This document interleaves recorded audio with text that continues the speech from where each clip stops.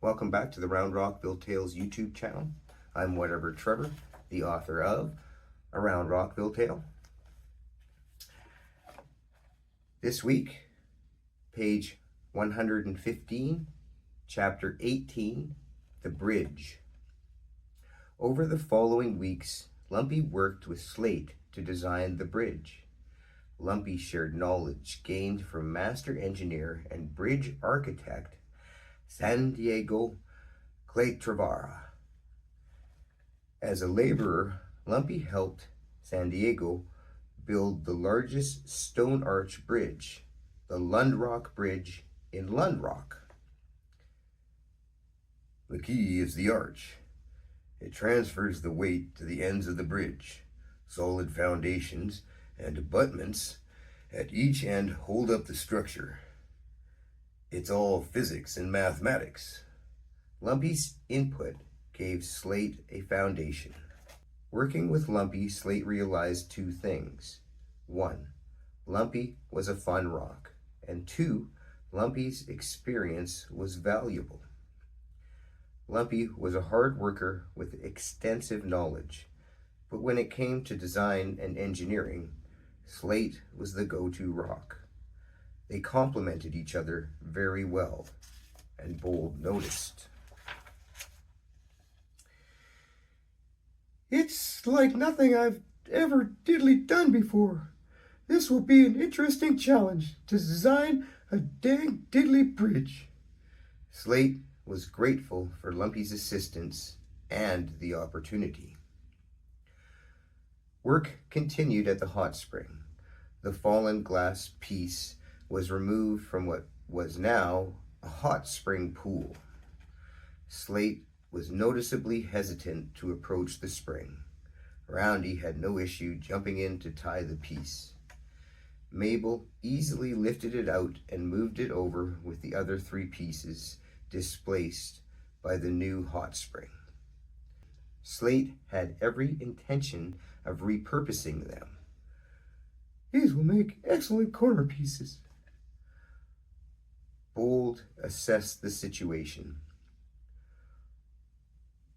The most immediate concern is stabilizing the new hot spring. Let's make sure the erosion has stopped. The sinkhole had filled with water, and the edges seemed to have settled. Slate, you survey this and lay out the boundaries for gardens, walls, foundations, and whatever we need. Bold waited for Slate, who gave an affirmative nod. You diddly bet, boss. Slate was already constructing a grand vision. I'll give you a hand. Bold walked over to Lumpy, pulled him into a scrum position. Linus, Bold was still keeping Lumpy on his edge. I have a special project in mind for you. Bold kept it serious. He maintained the boss character for Lumpy. You think you can handle a job of your own? Lumpy knew Bold was still testing him. I got you, boss. Whatever you need. Bold had Lumpy just where he wanted him, eager to please. You know that giant boulder where you took your wrong turn and got lost? Lumpy looked at Bold inquisitively. Yeah, of course. Well, I think you should make a sign. We'll put it out there so nobody ever gets lost again. Lumpy stood up from the scrum. That's a great idea. I'll build the best sign you've ever seen. Lumpy was excited to impress Bold. Roundy, you take Lumpy to your woodshop and give him a hand. Aye, aye, boss. I'll make sure he doesn't cut himself on the sharp tools. After work, Lumpy enjoyed dining with Crystal Quartz. Most evenings, others would join them. Grant Granite and Grace Granite Garnett were entertaining, and Grace was hilarious. And there's no worse patient than a doctor. Grace lovingly looked at Grant. Honestly, I've got lymphatic fever. I'm going to melt into magma. Grant winked at Grace. Grace, that's not what I said. I simply pointed out. You pointed out that you thought you were going to die from a minor fever.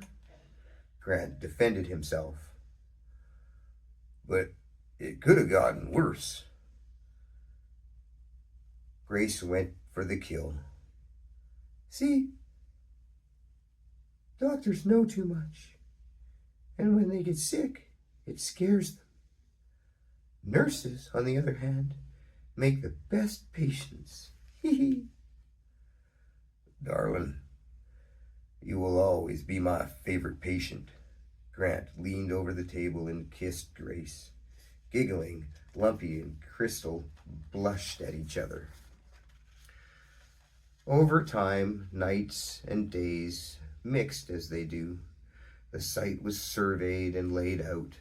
Slate refocused on designing the bridge. Bold handed Lumpy Slate's initial draft of the hot spring and the surrounding garden. Linus, I'm leaving this to you. Get it done and don't frack it up. Lumpy knew Bold was busting his BBs. Sure thing, Bold. He tried giving it back. Bold stopped, puffed himself up like he was known to do, and gave Lumpy the angry boss look. Lumpy changed his tone. Sorry. Sure thing, boss. I'll get right on it. In truth, Lumpy was proud to be given a large job to oversee. Bold thought, I'm going to have to let that rock off the chain one day. It's getting too hard not to laugh. He rolled away. Just like that, Lumpy was put in charge of stabilizing and landscaping the hot spring. I won't let you down, Bold. Being given responsibilities increased Lumpy's sense of belonging. Lumpy recruited Rockzilla and Rocky to plan and landscape the hot spring. Lumpy was honored to share techniques he learned building koi ponds with Master Shinsky Magma in Jade Pan. Rockzilla had apparently already considered the hot spring. She was excited and grateful to participate. Her ideas were beautiful and considerate. Rockzilla's botanical knowledge was extensive and far outweighed Lumpy's. Rocky was very chill and just liked chilling around plants. Lumpy gave Rockzilla the freedom to design the garden, and her creativity blossomed. She selected flora with deep root systems to establish the edge of the hot spring and create a more pleasant aroma. With the flora chosen, the hot spring landscaping began. Rockzilla, enthralled by the new garden, serenaded the new plants. Her soft humming blessed the hot spring with harmony and balance. Engrossed in her work, she began to sing. R-E-S-P-C-T, find out what it means to me. Louder and louder. R-E-S-P-C-T, take care, T-C-B, oh, a little respect. Taken away by the song, her voice harmonized with the lyrics. The splendid vocals reflected off the glass shards of the fence, creating a resonance. Unaware that Lumpy and Rocky could hear her, she looked up to see Lumpy smiling with that goofy smile of his. Rocky's bottom jaw was on the ground. Frozen, they all stopped in a moment. Then in unison, Lumpy and Rocky jumped in with the background vocals. Suck it to me, suck it to me, suck it to me, suck it to me. Whoa, baby, a little respect. Rockzilla cut loose. Her shyness dissolved in the moment. They all smiled, sang the afternoon away, and connected over the love of music.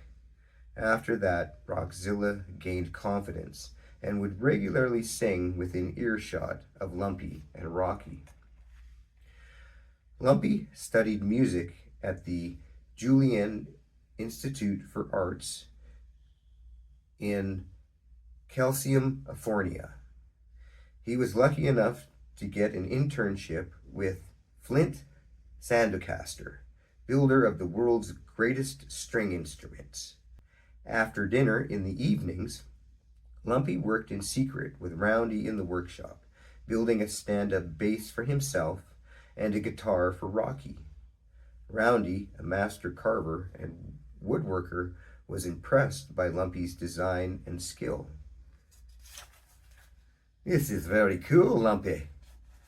Does Rocky know what you're doing for him?" "No, it's a surprise. I want to make sure it works first." Lumpy picked up a set of plans that he thought were his. The plans were for a gate. "What are these?" "This is a gate." "Did you do this?" "This is beautiful." "Ah, you daft fool. Of course I did it." Roundy snagged the plans. "Just something I've been working on. It's not done." "You have to show those to Slate. He'll love it." "Nah, Slate is particular. I'm sure he's got something in mind already." Lumpy tried to snatch the plans back, but Roundy was too quick. "Nonsense. Those are perfect. You should show him." Lumpy made another grab for the plans. "Aye, if I say maybe. Will you let me finish them first?" Roundy shoved the plans in a drawer and locked it. Lumpy bargained. "All except maybe," in air quotes. "Mr. McRoundface," Lumpy smiled, his mischievous grin. "You know, Roundy, maybe means yes, and I'm not going to forget about it." Roundy submitted. "Aye, just let me finish the design first." Landscaping around the hot spring turned out beautifully. The residents of Roundrockville began to soak in the hot spring, appreciating the mineral-rich water and the landscaped beauty. Even Slate eventually succumbed to the lure of the hot spring, enjoying the therapeutic waters and overcoming the fear that his experience left behind. The beautiful garden inspired Slate to finalize the bridge design. With the final design, the crew met with the mayor, Sir Reginald Roundbottom II, to finalize the bridge plans. Roundy surprised them with an exquisite drawing of a gate. Slate was surprised and excited by the drawing. "Well, diddly done! Roundy, these are exquisite. Much better than what I had in mind. I absolutely diddly love them." Slate gave Roundy a pat on the back and a big hug. Roundy stood a little taller. "Thank you, buddy. Just a little something I whipped up." The mayor was absolutely thrilled. "This is fantastic. The bridge design is visually stunning. The gate will be a perfect addition." He looked up from the designs and drawings. "The bridge and gate designs are approved." The mayor shook hands with all the crew members. "Good work, Rocks." Mutual respect was interrupted. A bright flash filled Roundrockville. Zzz, crack, ba-boom, creak, snap, whoosh, whoop. We'll see you next week for chapter 19. I do love a good cliffhanger. Have a wonderful day.